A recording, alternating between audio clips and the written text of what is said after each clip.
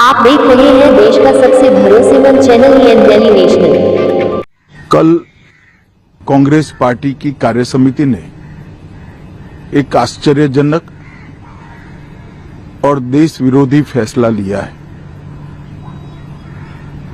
उन्होंने अपनी पार्टी के 37 के रिजोल्यूशन को फॉलो करते हुए महान वंदे मातरम गीत के 2 ही छंद गाने का फैसला किया है। मैं इस समय पर पूरे देश को याद कराना चाहता हूं कि 1937 में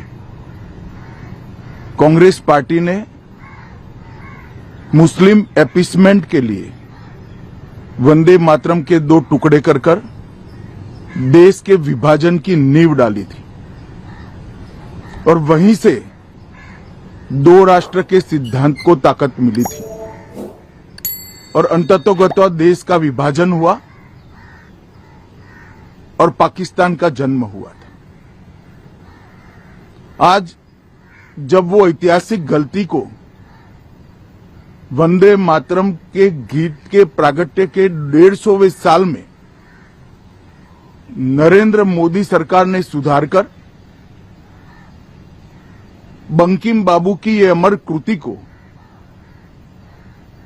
पूरा गीत गाकर राष्ट्रीय एकात्मता को फिर से एक बार सुदृढ़ करने का प्रयास किया है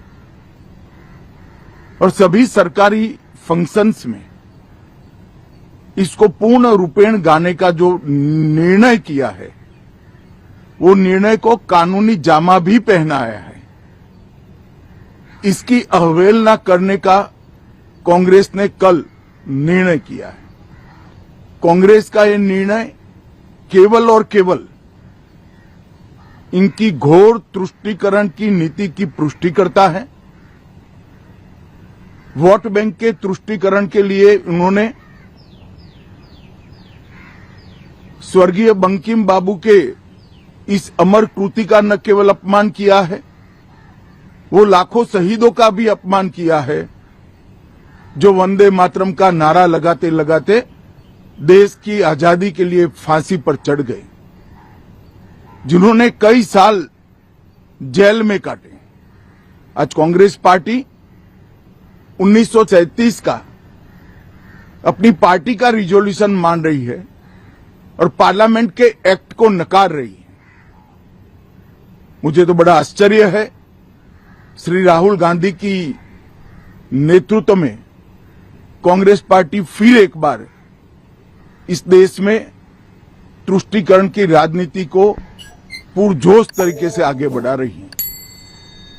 मैं देश की जनता को अपील करना चाहता हूं कि एक बार इस देश ने गलती करी थी वंदे मातरम के 2 टुकड़े होने देने की और एक गलती के गंभीर परिणाम हमने भुगते हैं।